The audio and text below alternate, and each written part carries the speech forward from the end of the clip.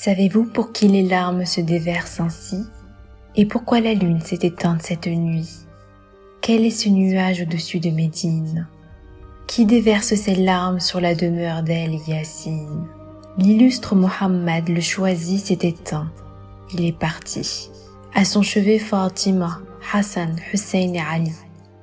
Ô Rasulallah, cette nuit les larmes de Zahra au cœur meurtri ont anéanti sa patience et ont mis son deuil en évidence, lorsque brutalement se fut entendre une opposition à ta demande.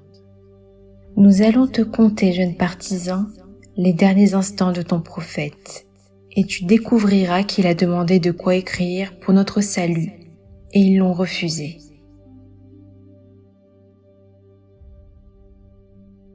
Le mois de Safar s'était écoulé et la santé du prophète de Dieu commença à s'aggraver.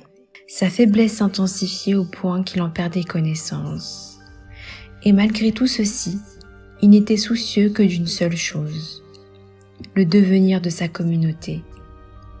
Un jour chez lui, entouré d'un groupe de personnes, il s'adressa à eux et leur demanda « Apportez-moi de l'encre et du papier pour que je vous laisse des recommandations écrites, afin que vous ne vous égariez pas après moi. » Soudain, un tumulte s'éleva et l'un d'entre eux dit « Le livre de Dieu nous suffit. Cet homme est délirant. Comment ont-ils osé cette odieuse opposition au maître de la nation ?» Le prophète Mohammed fut troublé et en souffrit profondément. Il n'a pu supporter ces querelles aux derniers instants de sa vie. Puis, le regard troublé, il plongea dans une profonde réflexion et un grand silence. Il ordonna à tout le monde, excepté à ses proches, de quitter sa chambre. Fatima et l'imam Ali sont à son chevet. Il prit la main de Zahra et celle de Ali et les posa sur sa poitrine. Il voulut parler, mais les larmes l'en empêchèrent. Puis il prit la main de Ali et la posa sur celle de Fatima et lui dit « Ya Ali, je te confie ce dépôt. Protège-la bien et patiente mon frère face au malheur de Fatima. » Il semble que le prophète voyait clairement ce qui allait arriver à sa fille Zahra et comment elle serait traitée après lui.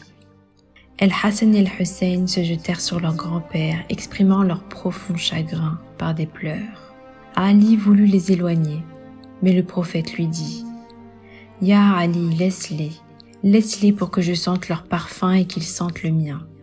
Laisse-nous profiter de nos derniers instants. » Fatima, Ali, El-Hassan et El-Hussein, ils étaient tous là à son chevet. Zaynab était là aussi, auprès de son grand-père.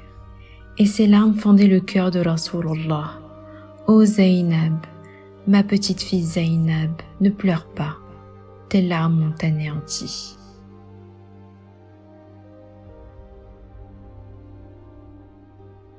L'état du prophète Mohammed s'aggrava et il perdit connaissance. Lorsqu'il revint à lui, Ali n'était plus là. Alors le prophète Mohammed dit « Ramenez-moi mon frère Ali pour que je pose ma tête contre lui. » Lorsque l'imam Ali arriva près de lui, il lui dit « Ya Ali, dépose ma tête sur tes genoux car l'ordre de Dieu est proche. » Le prince des croyants déposa tendrement et en toute douceur la tête du prophète sur ses genoux. Il approcha son oreille de la bouche du prophète, qui lui remit tous les mystères et les héritages divins. Il lui remit sa bague, son sabre et son bouclier. Fatima az-Zahra a le cœur déchiré et les yeux pleins de larmes.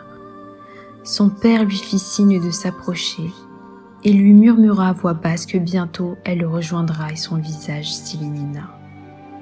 Puis on frappa à la porte. « Amis de la mission divine, si vous le permettez, j'entrerai dans la maison de Mohammed.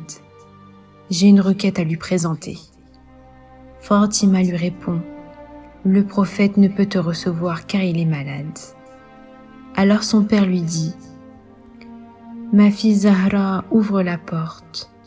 Notre invité, l'ange de la mort, attend notre ordre. » Puis le prophète lui permit de remplir sa mission. Alors l'ange de la mort s'approcha et lui dit « Que la paix soit sur toi, ya Rasulullah. » et il détacha de son corps son âme bénie, qui s'envola vers son Seigneur. Rasulallah venait d'exprimer son dernier souffle sur la poitrine de son frère Ali.